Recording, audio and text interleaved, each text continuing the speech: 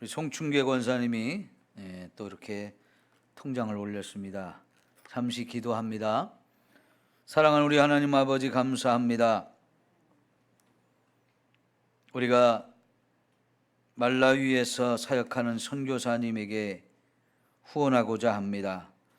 우리 성도들 집에 있는 동전들을 모으고 또 모아서 이렇게 하나님 앞에 올려드리오는데, 이 동전들 모으고 또 모을 때에 먹고 남은 부스러기가 12광주리를 남았듯이 오늘 우리들이 드린 이 작은 물질이 부스러기 같아도 모을 때에 큰 힘이 되고 하나님의 역사가 이루어지게 나게 하실 줄 믿습니다.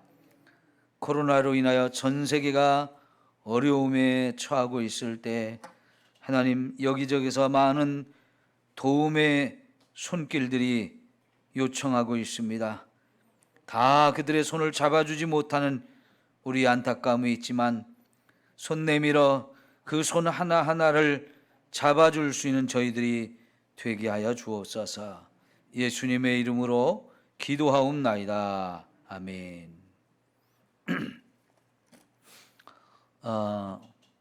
여기저기 선교지의 소식을 들어보면요, 지금 동남아에서는 인도네시아가 이 코로나 바이러스가 제일 심각합니다. 숫자도 많고 워낙 그 사회 이런 그 시스템이 부족하다 보니까요, 하루에도 몇만 명씩 확진자가 나와요. 인도네시아에서. 거기에서 있는 선교사들이 감염이 돼가지고 죽은 사람도 벌써 여럿입니다. 제가 잘 아는 선교사도 지금 그곳에 있는데, 사모님이 이제 간호사였기 때문에 아는 사람들이 이제 아프면 간호사인 사모님의 도움을 자꾸 요청하라는 거예요. 사실 치료제를 놔주거나 이런 거 외에는 방법이 없는데, 일단 이 병이 맞는지 안 맞는지를 알고 싶어서 사모님한테 자꾸 도움을 요청하니까 아프다고 하는 사람들을 찾아가야 되는 상황들이 되는 거예요. 그러다 보면 이 선교사도 감염이 될 확률이 참 많잖아요.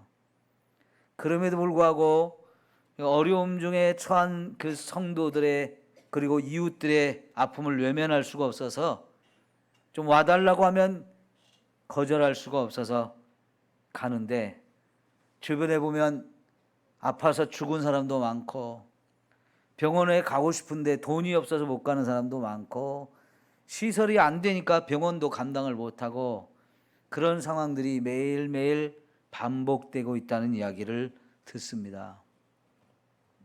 그러니까 선교사도 하루하루가 어떻게 될지 모르는 상황 속에서 그들을 버리고 나올 수가 없어서 지금 있는 상황인 거예요. 저 스리랑카라고 하는 나라, 인도의 남쪽에 있는 조그만 섬나라거든요. 그 나라도 지금 코로나가 워낙 심하다 보니까, 인도는 전 세계에서 지금 제일 심한 나라잖아요. 그 바로 밑에 있다 보니까 그 영향을 많이 받게 돼요. 그래서 여러분, 거기에 이제 선교사들이 들어가서 복음을 전하고 교회들을 개척해서 예수 믿는 사람들이 생겼는데요, 그들이 예수 믿는다는 것 때문에 거기가 엄청난 불교 국가다 보니까 핍박이 굉장히 심해요. 그래서 평소에도 막 힘들게 어렵게 신앙생활을 하는데 코로나가 이렇게 심각해지니까 스리랑카 전역을 그냥 완전히 우리 4단계 지금 서울의 수도권에 이렇게 거리두기를 이렇게 올렸잖아요. 거의 그 정도 수준을 지금 오랫동안 유지하고 있어요. 그런 나라들은 다른 방법이 없기 때문에 무조건 봉쇄하는 거예요. 그러니까 사람들이 돈을 벌러 가지도 못하고 먹을 것을 구하기도 힘들고, 그래서 교회 성도들이 정말 지금 먹고 사는 문제가 아주 심각한 지경이라고 스리랑카에서 사역하는 선교사들이 그들을 도와줄 수 있도록 경제적인 도움을 좀 달라고 막 요청하고 있어요. 인도의 북쪽에 가면 네팔이라는 나라가 있잖아요. 거기도 우리나라 선교사들이 많이 들어가서요, 완전히 불교 국가, 힌두교 국가 이런 나라인데 엄청나게 교회가 곳곳에 많이 세워지고요, 학교와 고아원 이런 것들이 많이 세워졌어요. 그리고 현지인 목회자들을 많이 세워가지고 그 교회들을 목회하도록 했는데, 이 코로나 상황 속에서 많은 목회자들이 코로나에 걸려서 죽었다는 거예요. 국가에서 이거를 제대로 관리를 못하고 자꾸 확산되다 보니까요, 목회자들이 성도들을 돌보다 보니까 결국은 목회자들이 이 코로나에 걸려서 죽은 사람이 많아가지고 목회자가 없는 교회들이 지금 많아졌다는 거예요.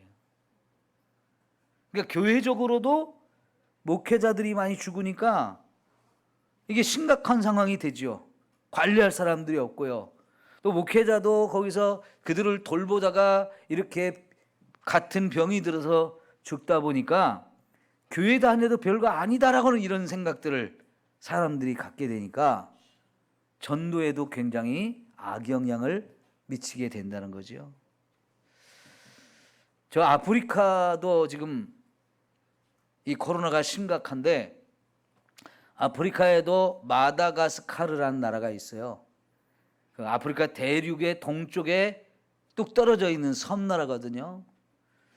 그 나라는 거의 이제 농업국가인데요. 이 마다가스카르의 남쪽 지역이 아주 심각한 가뭄이 왔어요.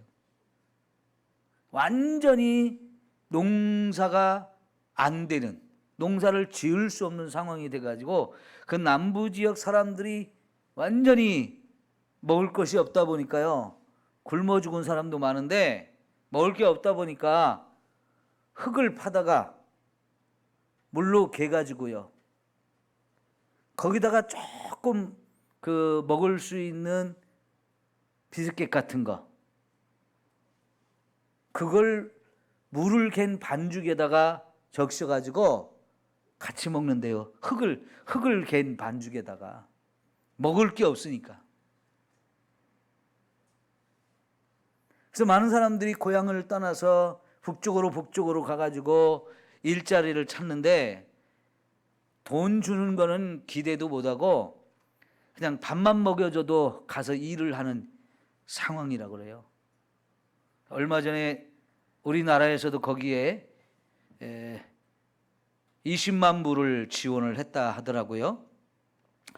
그들에게 그것이 얼마나 도움이 될지는 모르겠습니다만은 우리나라 국가에서 그런 데 지원을 할 수 있다는 거, 우리의 힘이 그만큼 강해졌다는 것을, 그리고 부유한 나라가 됐다는 것을 우리가 느낄 수 있는 건데, 그런 뉴스를 들을 때 참 감동이 됐어요. 우리가 참 정이 많은 나라잖아요. 그런 얘기 들을 때 국가적으로도 자꾸 도와주고 싶어서 그런 손길을 내미는 이런 모습들을 볼 때마다 진짜 감사하지 않을 수가 없는데요. 이렇게 놓고 보면 여러분, 지금 전 세계 이 코로나로 인해서 정말 힘든 나라들이 많고 여기저기 도움을 요청하는 나라들이 정말 많아요. 우리가 이렇게, 이게 어떻게 보면 작은 것 같지만 사실 여기 넣다 보면 이게 500원짜리 들어오면 몇만 원이 들어가요. 그죠? 저는 하여튼 집에 있는 동전 닥닥 긁어가지고 꽉꽉 빈틈없이 채워보니까 꽤 많이 들어가더라고요. 여러분, 우리가 할 수 있을 때 하면 하나님께서 어떻게 할까요? 우리 모자라게 하실까요? 쓰고 빌려주면 더욱 우리는 풍성하게 해주시는데, 누르고 흔들어서 넘치게 해주신다고 그랬어요. 네? 이런 하나님의 약속의 말씀을 믿고 우리 함께 도울 수 있을 때 열심히 돕고 나누고 베푸는 일에 여러분 힘이 닿는 데까지 함께 참여하고 동참해 주시기를 부탁을 드리겠습니다. 자, 오늘 이제 7절부터 11절까지 기도에 대한 말씀입니다. 이 마태복음에서 기도에 대한 말씀이 벌써 세 번째 나오는 건데요. 6장에서 두 번 나왔어요. 6장 5절에서 8절까지 우리가 기도를 하지만 외식적인 기도를 하지 마라 그랬어요. 기도는 하나님께 하는 건데 다른 사람들한테 내가 기도하고 있다는 것을 보여가지고 사람들의 인정을 받기 위해서 기도하는 신용만 하고 흉내만 나는 전혀 하나님과 상관없는 엉터리 기도하는 거, 이런 거 하지 말라 그랬는데 뭐 요즘에 우리에게서 그런 걸 볼 수는 아마 보기는 어려운 것 같아요. 그러나 이제 그 말씀을 통해서도 다시 한번 우리가 깨닫는 것은 정말 하나님을 만나서 하나님과 깊이 대화하면서 하나님이 내 기도를 들어주시는 이런 기도를 하기 위해서 우리가 힘써야 되겠다는 거, 좀 그 말씀을 통해서 우리가 깨닫고요.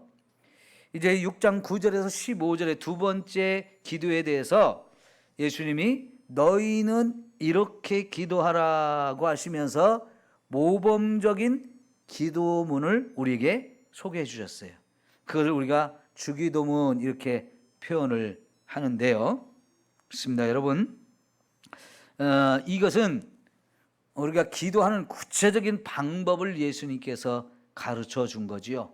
어떤 방식으로 기도할 것인지를 예수님이 이렇게 구체적으로 하나의 선택, 모범 사례로 이렇게 우리에게 말씀을 해 주셨어요.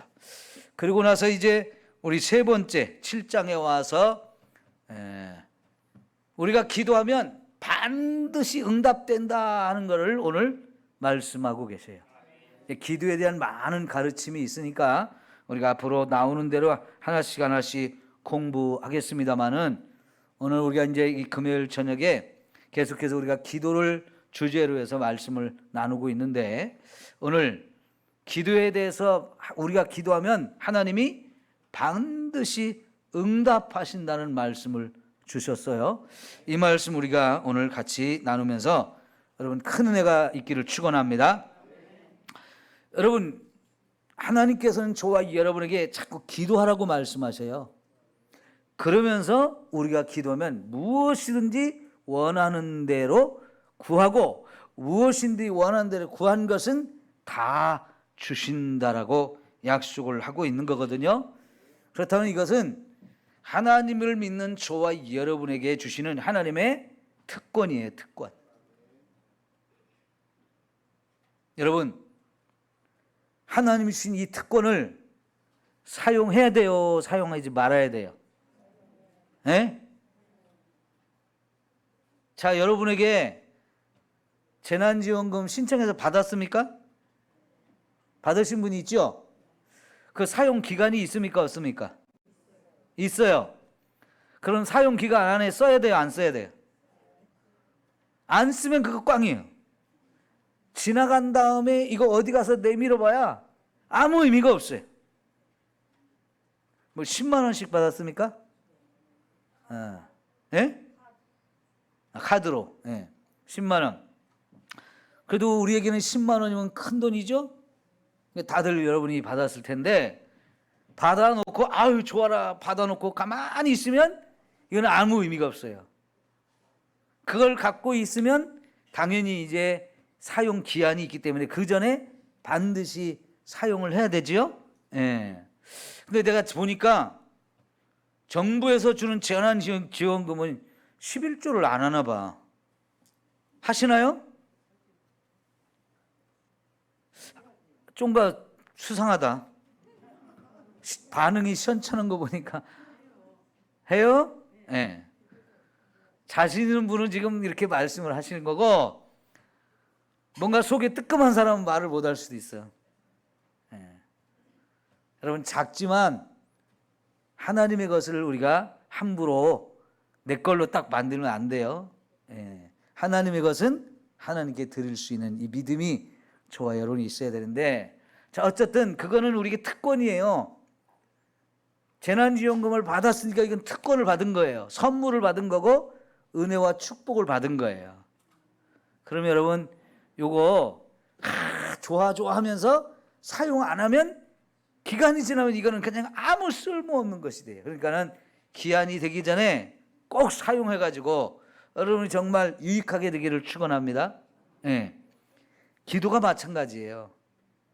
하나님이 저와 여러분에게 응답을 주신다고 약속을 하셨으니까 이거는 우리만 할 수 있는 특권이에요. 우리만 할 수 있는 특권. 제가 이제 유튜브를 통해서 간증을 이렇게 이것저것 많이 듣다 보니까 그 김영호라고 하는 탤런트가 있어요. 옛날에 김두한 그 드라마에서 이정재로 나왔던 사람이에요. 키도 크고 구렛나루도 잘나고 멋있게 생긴 사람인데요.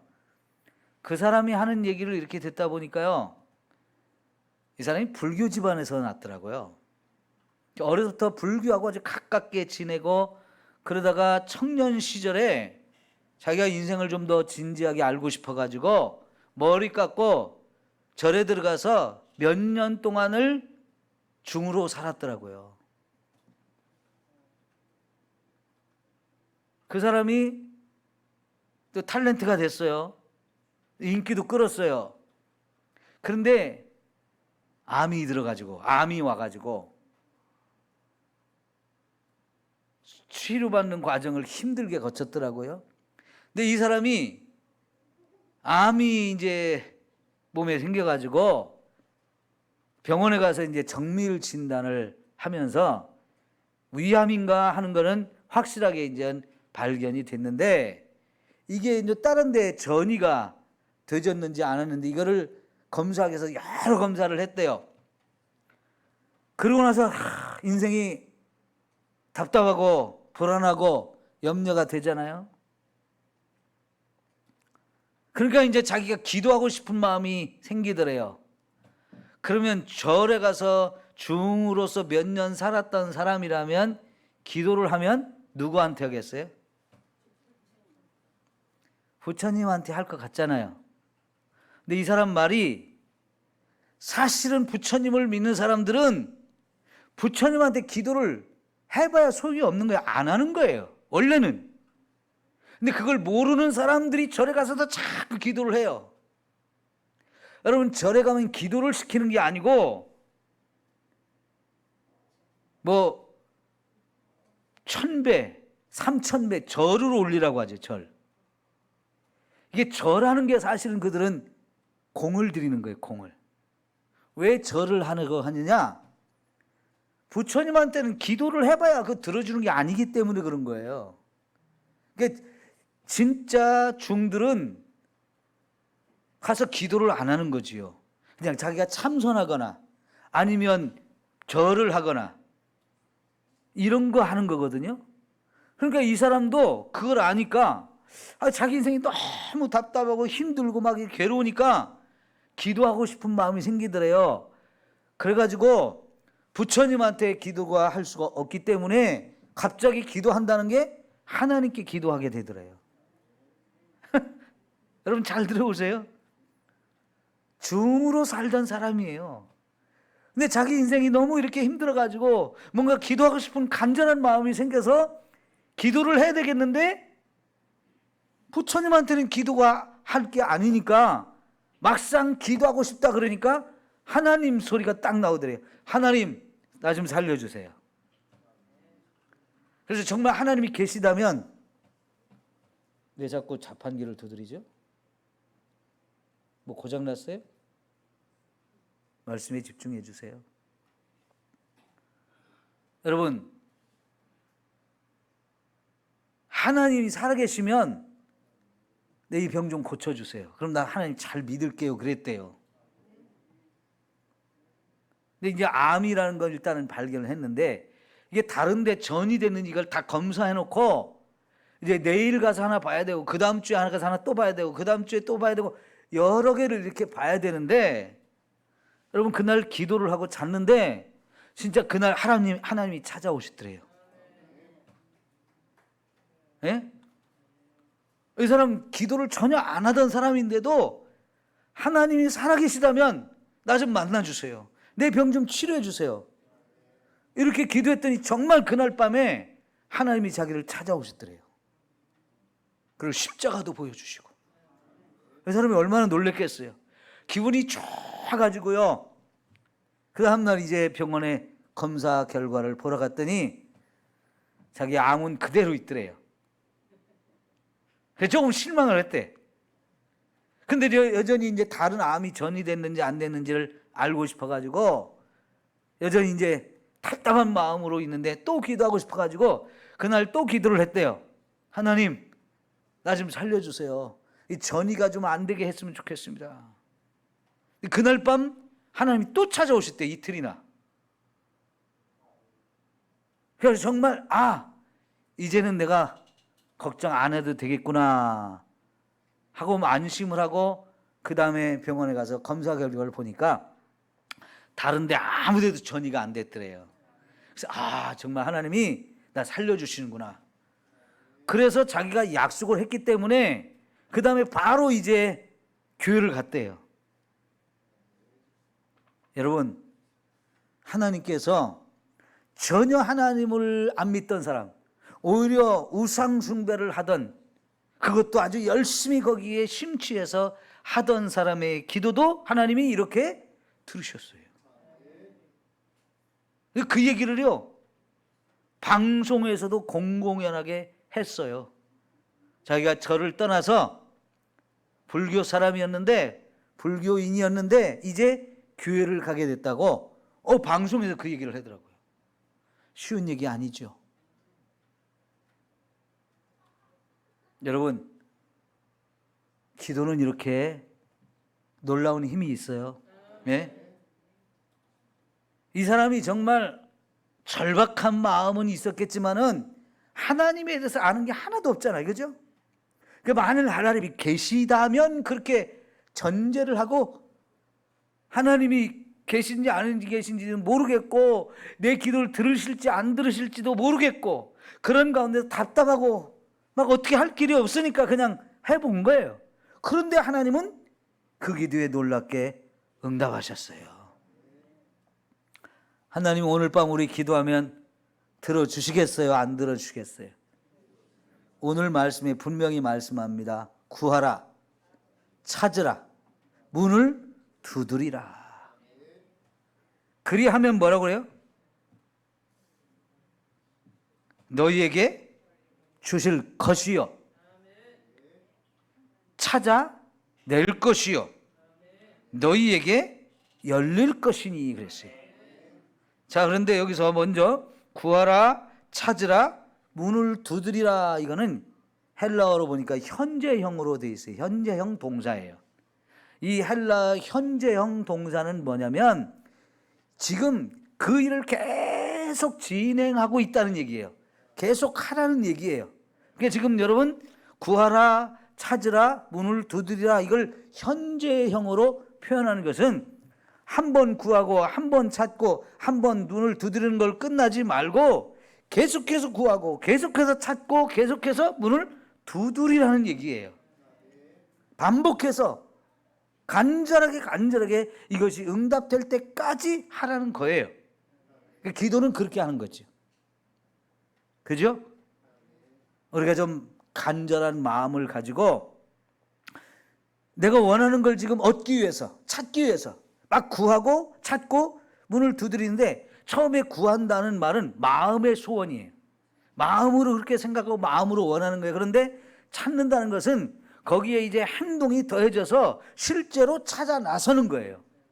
근데 문을 두드린다는 얘기는요, 바로 이 안에, 문이 닫혀있는 이 안에 내가 구하고 찾는 것이 있을 것 같은 그런 확신이 생겨가지고요, 거기까지 갔어요. 그러니까 여기 문을 두드리기까지 이 사람이 여기저기 구하고 찾으러 다니다가 여기 있는 게 확실해, 거기까지 온 거예요. 그러면 여러분 두드려야 돼, 안 들어야 돼? 언제까지? 열릴 때까지 두드리게 돼 있죠. 이 안에 있는 게 분명하니까. 그죠? 그러니까요, 이 구하라, 찾으라, 문을 두드리라 하는 이 말씀은 점층법이에요. 점층법. 그리고 반복해서 강조하고 있어요. 그러니까 이 구하라, 찾으라, 문을 두드리라고 하는 이 표현이 현재형으로 표현했기 때문에 이게 반복적으로 계속 하라는 얘기도 하면서 이게 점층법으로 구하고 찾고 문을 두드리라는 이것이 점점 강도를 더해서 더 절실하게 더 열심히 그것이 내 손에 들어오기까지 계속해서 쉬지 말고 기도하라는 것을 우리에게 가르쳐주는 내용이에요. 그런데 거기에 붙여서 구하는 자에게는 주실 것이고 찾는 이에게는 찾아낼 것이고 문을 두드리게는 그것이 열린다라고 이렇게 표현된 것. 이게 응답이거든요. 근데 이 응답을 표현하는 내용은 다 미래형으로 되어 있어요. 미래형. 지금 내가 구하고 찾고 두드릴 때 결국은 반드시 언젠가 이것이 그대로 응답되어진다는 거예요. 예? 그런데 또 7절에서만 이야기를 한 것이 아니고 8절에 보면 구하는 이마다 받을 것이고 찾는 이는 찾아낼 것이고 두드리는 이에게는 열릴 것이니라 하면서 다시 한번 또 얘기를 해요. 이게 뭡니까? 그만큼 하나님께서는 저와 여러분이 기도하면 그거를 응답해 주신다는 것을 강조하고 있는 것입니다. 반복해서 또 얘기를 해요. 같은 얘기를. 여러분, 하나님이 저와 여러분이 기도하는 걸 들으시고 응답하실 것을 믿으십시오. 그 믿음을 가지고 우리가 기도하는 것이 참 중요하고요. 그럴 때 하나님은 주신다라고 약속을 하셨고, 그 다음에 9절부터 11절까지 예를 들어서 또 설명하고 있죠. 너희 중에 누가 아들이 떡을 달라 하는데 돌을 줄 사람이 있겠냐? 또 생선을 달라고 자식이 하는데 생선 먹고 싶다고는 아들한테 뱀을 던져주면서 이거나 먹어라 이러면서 줄 사람이 있겠느냐는 거죠. 세상의 부모들도 자기 자식이 뭔가 배고파서 또 먹고 싶은 거 있어서 이런 거 달라고 할 때는 당연히 주신다는 거지요. 주시되 꼭 필요한 그것을 주시고, 그리고 주시되 더 좋은 것으로 주신다는 거예요. 결코 해로운 것, 필요 없는 것은 주시지 않는다는 얘기예요. 주시되 좋은 것으로 주신다고 하면서 마지막에 너희가 악한 자라도 좋은 것으로 주시는데 하물며 하늘에 계신 너희 아버지께서 너희에게 좋은 것을 주시지 않겠느냐. 그럼 여러분, 세상에 악한 아버지도 자식한테는 좋은 걸 주는데 하나님은 그 악한 아버지하고 비교해 보면 너무너무 좋으신 아버지라는 거죠. 그죠? 여러분, 좋으신 아버지라면 저와 여러분에게 당연히 좋은 걸 주시는 분이에요. 여러분, 오늘도 하나님이 저와 여러분을 위해서 주시려고 충분히 좋은 것을 준비하고 계심을 믿습니다. 자, 그 말씀을 한번 우리 확인해 봅시다. 시편 31편 19절이에요. 시편 31편 19절.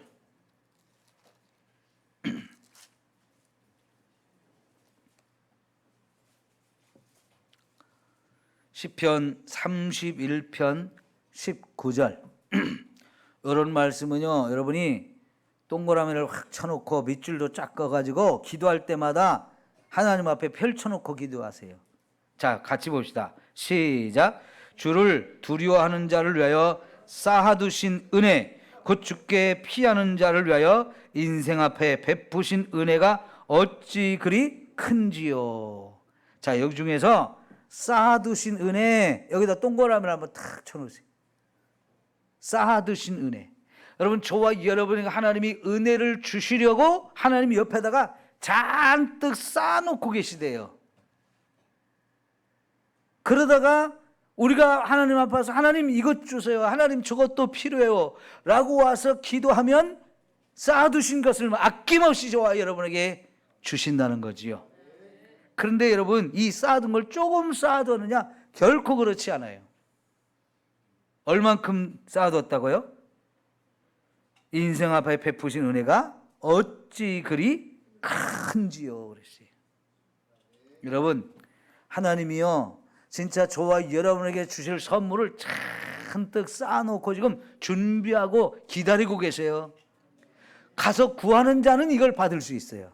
근데 구하지 않는 자는 아무리 하나님이 쌓아놨어도 결코 내 것이 될 수 없어요. 저 어려서 이렇게 우리 할머니가 저를 참 많이 이뻐해 주셨는데요. 할머니가 안방에 아랫목에 탁 이렇게 앉아 계시면 그 뒤에 벽장이 있어요. 우리 집이 뭐 넉넉한 집은 아니었어도요, 할머니는 벽장 속에 뭔가를 꼭 두고 계셔요.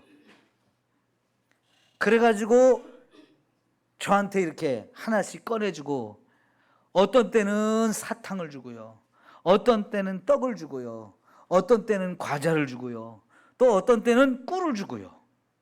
할머니가 그 속에 벽장 속에 넣는 것이 너무너무 좋아요. 근데 할머니가 거기 계시니까 내가 함부로 열어볼 수는 없어요. 거기에 뭐가 얼마나 있는지는 모르지만, 근데 먹고 싶은 게 있으면 할머니한테 가서 좀 이렇게 달라고 하면 꼭 거기 살짝 열고 얼른 꺼내갖고 하나 주시거든요. 그 보물창고예요. 할머니 보물창고. 가난한 집이었는데도 그랬단 말이죠.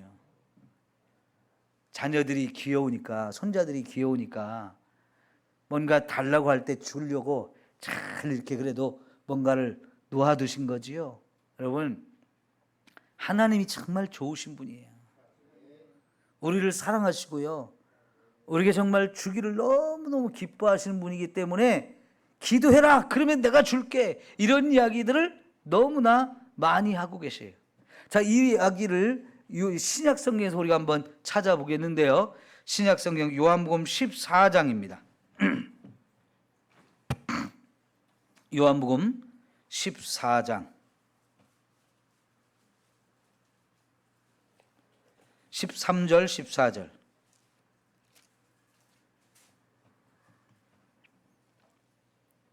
요한복음 14장 13절 14절. 너희가 내 이름으로 무엇을 구하든지 내가 행하리니 이는 아버지로 하여금 아들로 말미암아 영광을 받으시게 하려 함이라. 내 이름으로 무엇이든지 내게 구하면 내가 행하리라. 자, 여러분, 우리가 하나님께 기도할 때 누구의 이름을 사용하라는 거예요? 예수님의 이름을 사용해서 기도하라는 거예요. 예수님의 이름으로 기도하면 하나님이 안 들어주실 수가 없다는 얘기입니다. 근데 왜 그렇게 하느냐? 여기 보니까요, 이는 아버지로 하여금 아들로 말미암아 영광을 받게 하려 하심이라 그랬어요. 그러니까 예수님이 하나님의 아들이잖아요. 그 하나님의 아들의 이름을 사용해서 우리가 하나님 앞에 이것도 주세요, 내가 예수님의 이름으로 기도합니다 라고 말하면 아들의 이름 때문에 하나님이 우리를 거절하실 수 없다는 얘기예요. 그건 뭐냐면 하나님께서 그 아들을 통해서 영광 받기를 원하신다는 거예요.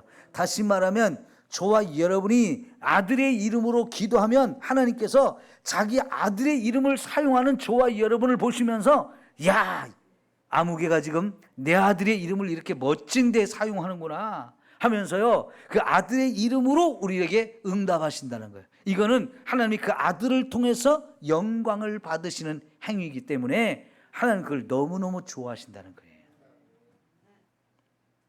이 말을 또 구약 성경에 한 것 더 찾아볼게요. 시편 50편이에요. 시편 50편 15절.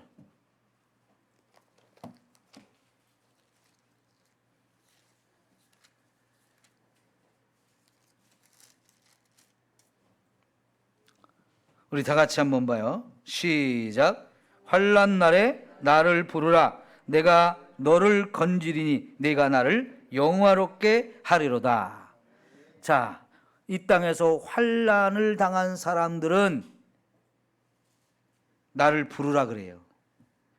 왜냐하면 내가 너를 그 환난 가운데서 건져낼 것이고, 그것이 바로 우리가 하나님을 영화롭게 만드는 일이라는 거예요. 여러분, 환난 가운데서 막 힘들다고 근심하고 걱정하고 두려워하고 막 이래봐 이건 아무 의미가 없어요. 근데 그 환난 중에서 내가 하나님께 기도했더니 하나님이 나를 거기서 건져주시면 이것이 정말 내가 하나님께 영광을 돌리는 일이 되어진다는 거예요. 네? 하나님은 그렇게 저와 여러분을 영광 받기를 원하셔요. 우리가 힘들고 어려운 일이 있어서 하나님 이것 좀 도와주세요, 나 좀 살려주세요, 나를 불쌍히 여겨주세요 하면서 기도할 때마다 하나님은 우리의 기도를 들어주시겠다는 것이고, 그걸 통해서 하나님의 영광이 드러나게 하신다는 거예요.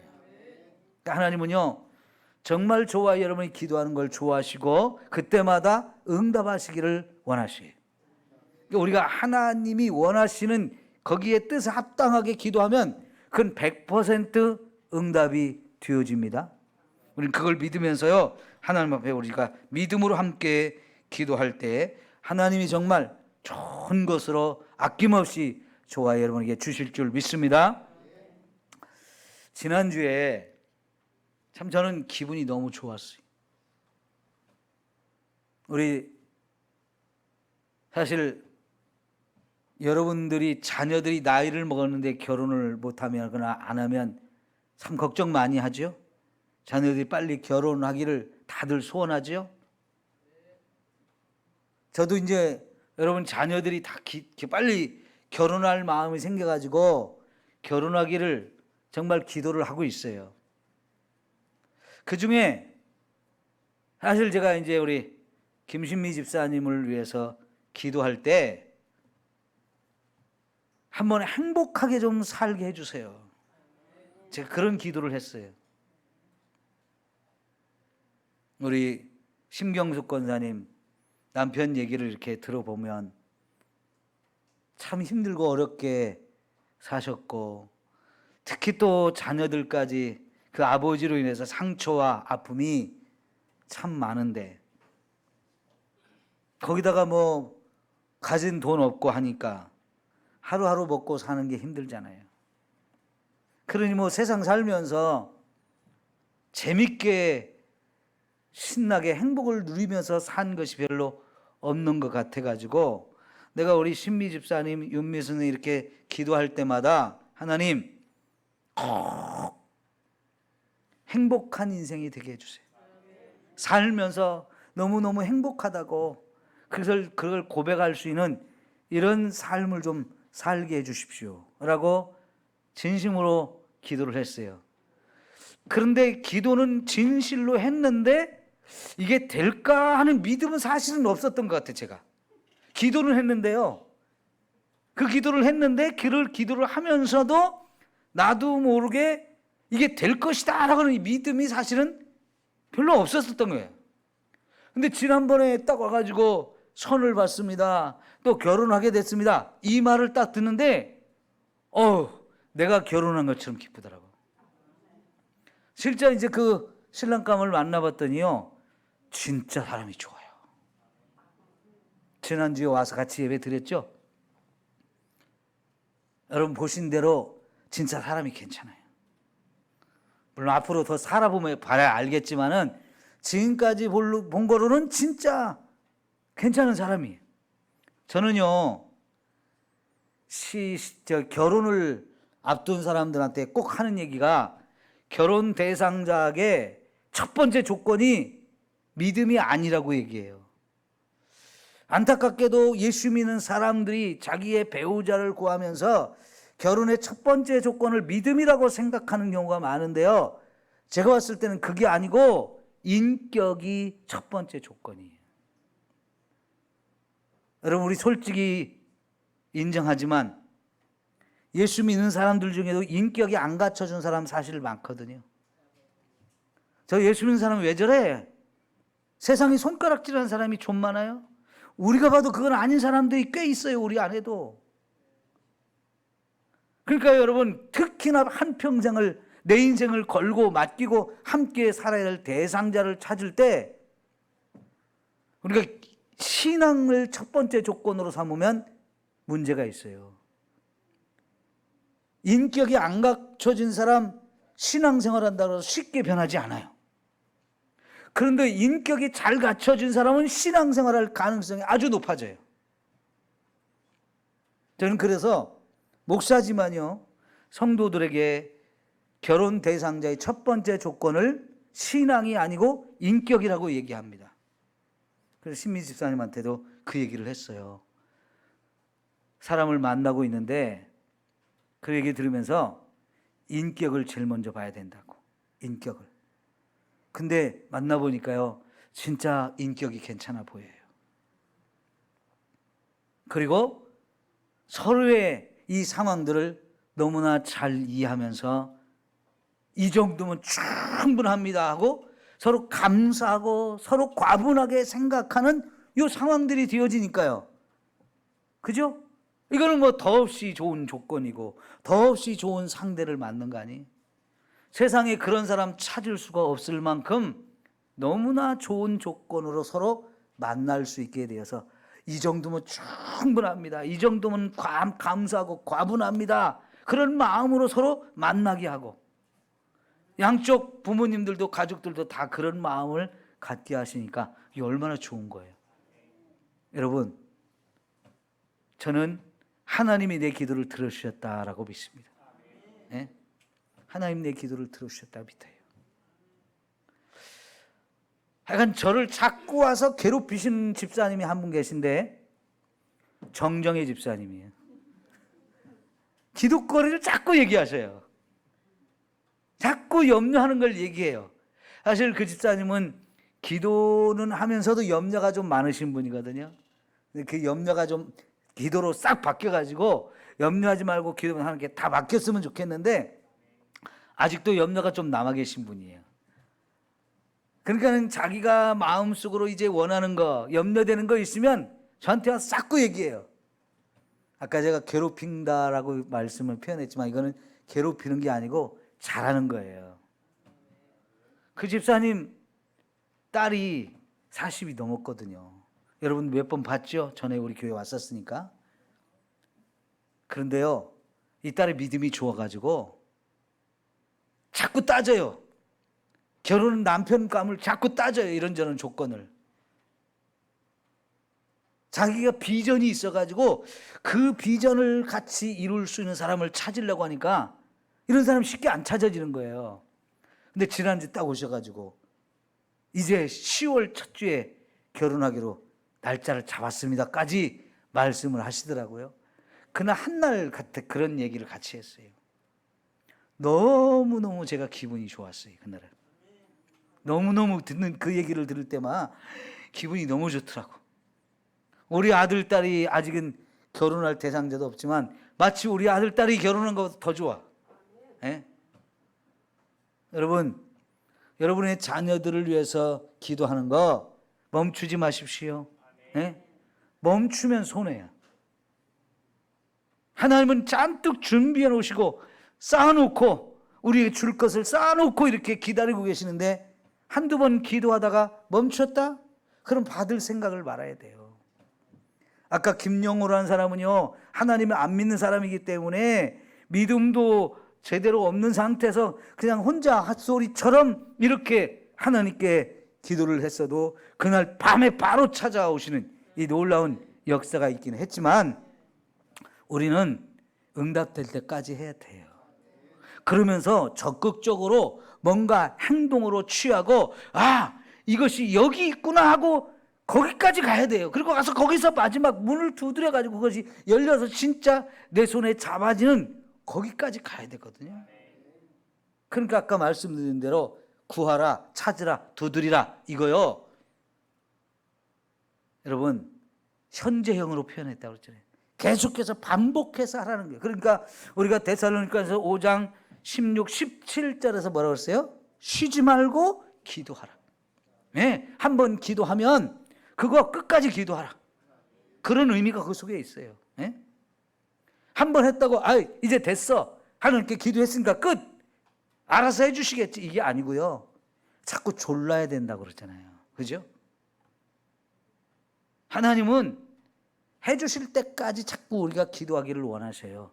그게 저와 여러분의 믿음이고 그것이 내 힘으로는 안 되는 걸 우리가 알면서 하나님 나는 안 돼요 하면서 자기를 진짜 낮추는 겸손한 마음이고, 하나님이면 됩니다, 하나님은 전능하시기 때문에 얼마든지 이걸 해주실 수 있음을 믿습니다 하고 믿음이 있을 때 끝까지 기도하는 거거든요. 믿음이 없으면 포기해버리는데요, 믿음이 있으면 포기할 수가 없어요. 여러분, 이렇게 하나님 앞에 우리가 기도하면서 이 하나님의 은혜를 꼭 힘입는 저와 여러분 되기를 축원합니다. 그러니까 여러분, 이 기도라는 것은 우리 예수 믿는 사람에게서 그 사람의 신앙이 어느 정도인지를 점검해 볼 수 있는 거예요.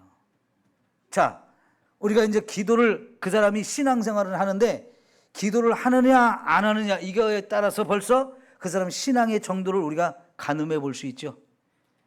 교회는 열심히 다니는 것 같은데 기도를 안 한다, 그건 진짜 엉터리 믿음이에요. 신앙생활이 제대로 될 수가 없는 거예요. 하나님과 교제하지 않고 하나님과 대화하지 않는 이런 신앙생활은요, 진짜 장식품 같은 신앙이에요. 장식품, 아무리 비싼 거 많이 한다고 해서 그 사람이 가치가 있는 거예요? 여러분, 연예인들은요, 어느 날 갑자기 인기를 끌면 돈을 갑자기 벌거든요.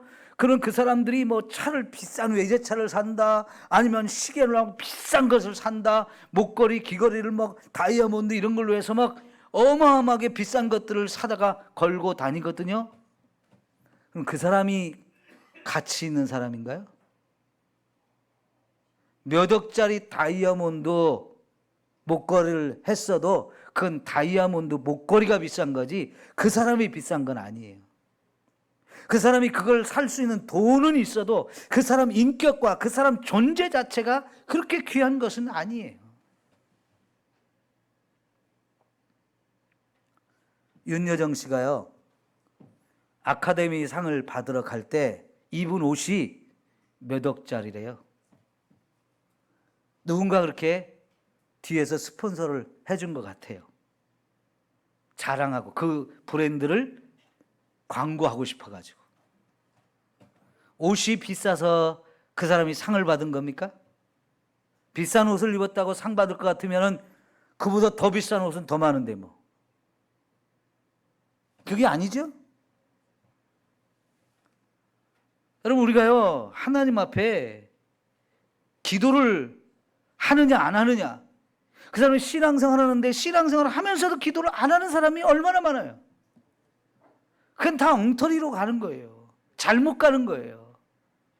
그러나 제대로 신앙생활하는 사람이라면 그 사람은 당연히 기도하게 되어 있고요, 그 사람이 뭘 기도하느냐를 보면 그 사람의 신앙의 수준을 알 수 있어요.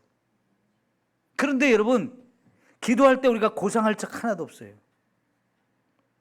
하나님, 나는 화장실 가서 뒤가 잘 안 나와요, 뒤 좀 뻥 뚫어주세요, 이거 기도하면 이거는 유치한 기도입니까?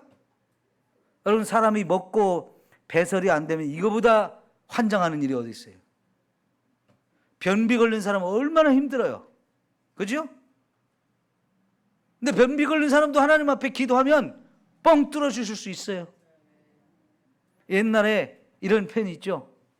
가난한 사람 보고 똥구멍이 찢어지도록 가난하다고. 왜 가난한 사람 똥구멍 찢어진다는 말을 했을까요? 먹을 게 없어서요, 풀뿌리 캐먹고 산에 가서 나무 껍질을, 속껍질을 100개다 먹다 보니까 이게 사실은 소화가 안 되는 거예요. 먹어도 되기는 하지만 소화가 안 돼요. 거기에 있는 영양분을 조금 섭취해서 우리가 생명을 유지하는데 좀 도움은 될 수 있지만, 이런 나무 껍질을 벗겨서 먹었다고 해보세요. 그게 소화가 안 되기 때문에 그게 뒤로 그냥 이게 변이 돼서 나가야 되는데요, 안 나가지는 거예요. 그게 뭉쳐가지고. 그러니까 아이를 엎어놓고 뒤를 파야 되는 거예요. 찢어지게 파야 돼요, 그거를. 가난하면 똥구멍이 찢어지게 아프다는 그런 슬픈 사연이 있는 거거든요. 근데 여러분, 이게 안 나가면 찢어져요, 그죠? 근데 이게 펑펑 잘 뚫려서 여러분이 화장실을 잘 다니고 있다, 얼마나 감사한 일이에요. 근데 그거 기도하면 안 되는 겁니까? 그건 유치한 겁니까? 아니요. 비록 그런 기도 제목일지라도 절박한 사람은 자기가 지금 그것 때문에 고통을 받고 있는 사람이라면 그 기도를 해야 되는 거예요. 하나님은 그 기도 또 놀랍게 응답을 해 주시는 거예요. 여러분, 갑자기 여러분 설사가 났어요. 그럼 설사 난 사람 약만 먹습니까? 아니면 기도도 합니까? 여러분, 기도해 봤어요? 설사 났을 때? 예? 그러죠. 그런데 희한하게 저는 설사 났을 때 기도하면 하나님 잘 들어주시더라고. 금방 멈춰요. 약을 먹어도 멈추지만 기도하면 잘 나요. 제가 한때 과민성 대장 증후군이 있어가지고 고등학교 때 기숙사 생활을 하면서 밤에 라면을 좀 자꾸 끓여 먹었더니요, 장이 예민해져가지고 조금만 이제 자극성 있는 걸 먹으면 쫙, 신경을 쓰는 것이 있으면 쫙, 고민하는 게 있으면 쫙, 찬 거 먹으면 쫙, 이러는데 이게 큰일 났어요. 한참 고생을 했는데 그때부터 기도하기 시작했더니 하나님이 그 기도를 잘 들어주시더라고요. 그래서 지금도 예민할 때가 있어요. 그래서 가끔 이렇게 좀 설사가 날 때가 있는데, 죄송합니다 이런 얘기해서, 기도하면 잘 들어주셔요. 제가 왜 이런 얘기를 하느냐, 하나님한테는 우리가 기도 못할 게 없는 거예요. 그리고 그런 것만이 아니라 오늘 우리가 기도할 때요, 특별히 나라를 위해서 기도할 거거든요. 이 코로나 바이러스를 위해서 기도할 거거든요. 정말 믿음의 사람들이 이런 기도를 해야 돼요. 그 사람이 기도하는 내용을 보면 그 사람의 신앙의 수준을 볼 수 있어요. 선교사들을 위해서 기도한다. 네? 어느 선교지를 위해서 기도한다. 이런 걸 보면 그 사람의 신앙의 수준이 정말 보통이 아니라는 것을 알 수 있어요. 여러분, 광고 하나 할게요. 필리핀에 교회를 지금 건축하기를 원하는 선교사님이 있는데, 교회 한 동, 학교 한 동, 기술학교, 그 다음에 기숙사 한 동, 세 동을 지으려고 하는데 한 동에 1,200만 원이면 짓는데요. 혹시 감동이 되는 사람, 내가 그거 하나 해야 되겠다, 믿음이 감동이 오는 사람은 하십시오. 저도 이제 올해 한갑 기념으로, 올해가 될지 내년이 될지는 모르겠습니다만 준비하고 있거든요. 교회 하나를 건축하려고 제 개인적으로 돈을 모으고 있어요. 여러분, 이런 거를 비전을 갖고 기도하면 하나님이 놀랍게 응답하실 것을 믿습니다. 우리가요, 자꾸 하나님 앞에 비전을 가지고 기도해야 돼요. 하나님이 기뻐하시는 그런 일들을 행할 수 있는 저와 여러분이 되기 위해서, 그 일을 위해서 기도할 때 하나님은 저와 여러분을 통해서 일하시고 저와 여러분을 통해서 영광 받으시기를 원하셔요. 이 하나님의 은혜가 저와 여러분에게 있기를 축원합니다. 기도합시다.